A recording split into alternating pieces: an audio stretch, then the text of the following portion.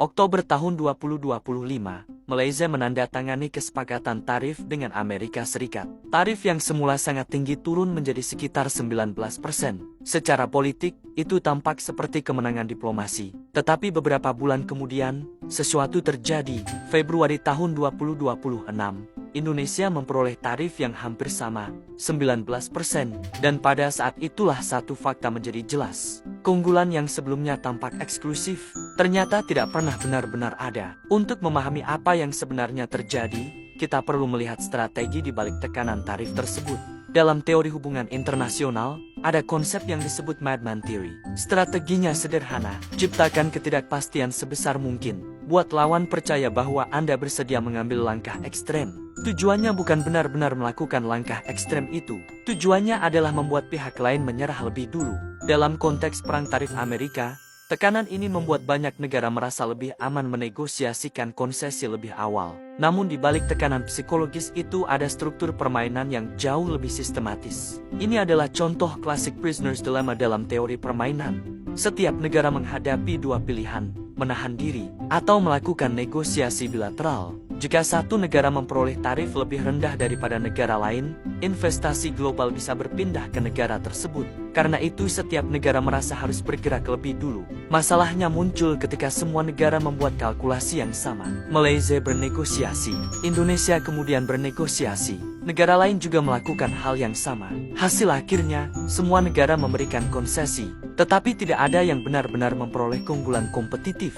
Dalam teori permainan, situasi ini disebut Nash equilibrium. Setiap pemain telah memilih strategi terbaik menurut kepentingannya, tetapi hasil kolektifnya justru lebih buruk. Semua bertindak rasional, namun hasil akhirnya tidak efisien. Negara-negara tidak salah. Mereka hanya terjebak dalam struktur permainan yang salah. Namun permainan strategis jarang berhenti pada satu putaran. Ketika hasil putaran pertama terlihat, para pemain mulai belajar. Dalam teori permainan ini disebut repeated game. Dan di titik inilah Malaysia tampaknya mulai menyadari sesuatu. Menjadi pemain pertama ternyata tidak memberi keuntungan nyata. Konsesi sudah diberikan, tetapi negara lain tetap mendapatkan hasil yang sama. Kemudian muncul sebuah kejadian penting. Mahkamah Agung Amerika Serikat membatalkan dasar hukum penggunaan tarif darurat. Secara teknis ini adalah perubahan hukum domestik, tetapi secara strategis, ini adalah pintu keluar. Malaysia tidak perlu mengatakan bahwa kesepakatan sebelumnya adalah kesalahan.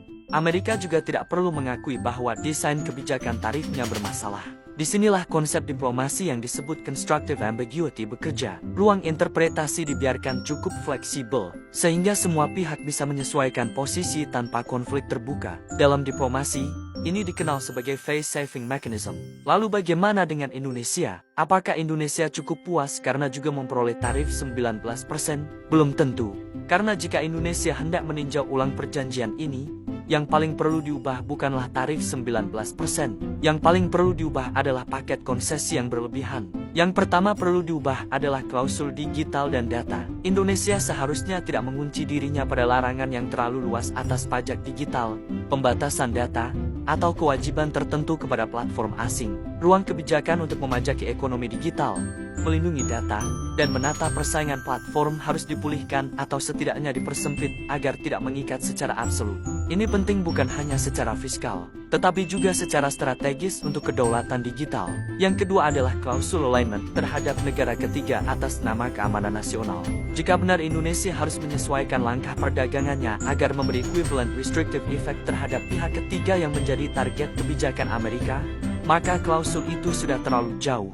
Ia mendorong Indonesia keluar dari posisi non-blok praktis dan berpotensi menyeret kebijakan perdagangan Indonesia ke prioritas geopolitik Washington. Bagian ini patut dipersempit secara tegas atau dihapus. Yang ketiga adalah ruang kebijakan atas sumber daya alam, divestasi, dan devisa hasil ekspor.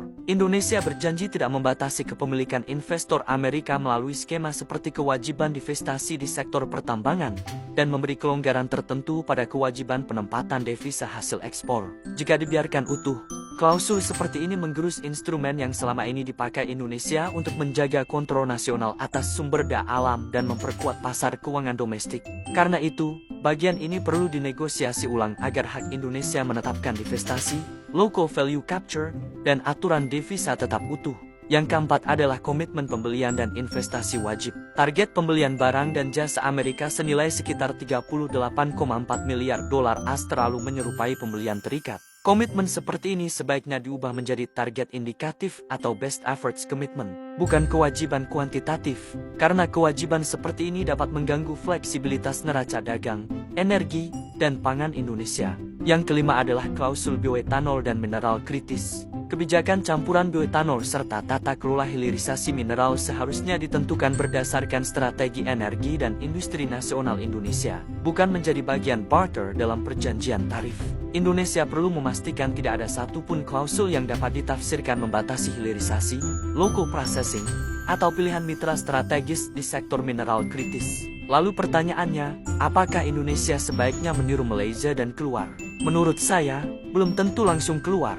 Yang lebih cerdas bagi Indonesia adalah menggunakan constructive ambiguity untuk membuka renegosiasi. Malaysia bisa bergerak ke arah exit karena punya landasan tambahan, putusan Mahkamah Agung Amerika Serikat, dan status perjanjian yang belum diratifikasi sambil dikaji cost-benefitnya. Indonesia justru lebih baik memanfaatkan perubahan konteks hukum dan politik global sebagai dasar untuk meninjau ulang implementasi, lalu menegosiasi ulang klausul-klausul yang paling menggerus policy space.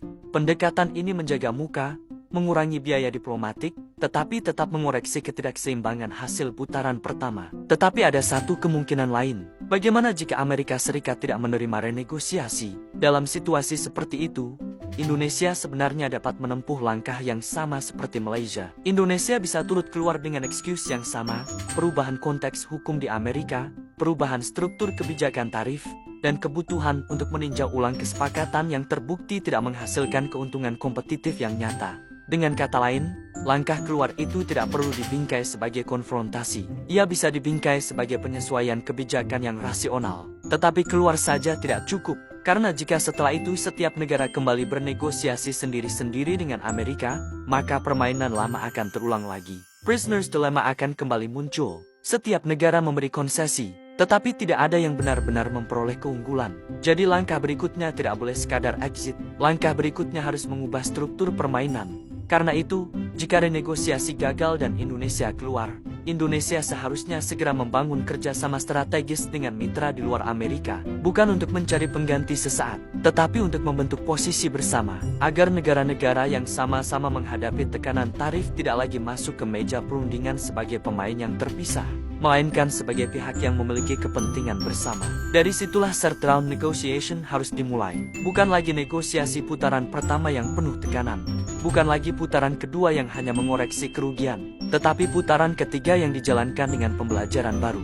Jika sebelumnya negara-negara masuk satu persatu, maka pada putaran ketiga mereka harus masuk dengan koordinasi strategis yang lebih kuat. Dalam teori permainan, ini penting, karena satu-satunya cara keluar dari jebakan prisoner's dilemma bukan hanya dengan menolak permainan lama, tetapi dengan mengubah payoff structure-nya. Dalam diplomasi ekonomi global, kekuatan tidak selalu ditentukan oleh siapa yang paling cepat menandatangani perjanjian. Seringkali justru ditentukan oleh siapa yang paling mampu membaca permainan. Malaysia telah menunjukkan satu cara keluar dari jebakan. Indonesia sekarang menghadapi pilihan yang lebih besar. Tetap bertahan dalam permainan lama, mencoba merundingkan ulang aturan mainnya, atau jika itu ditolak, keluar dengan alasan yang sah. Lalu membangun kerjasama strategis baru untuk memasuki putaran negosiasi ketiga dengan posisi yang jauh lebih kuat. Karena pada akhirnya, dalam perdagangan internasional, negara yang paling berhasil bukan selalu negara yang paling cepat bergerak, melainkan negara yang tahu kapan harus bertahan, kapan harus keluar, dan kapan harus kembali masuk dengan aturan yang baru.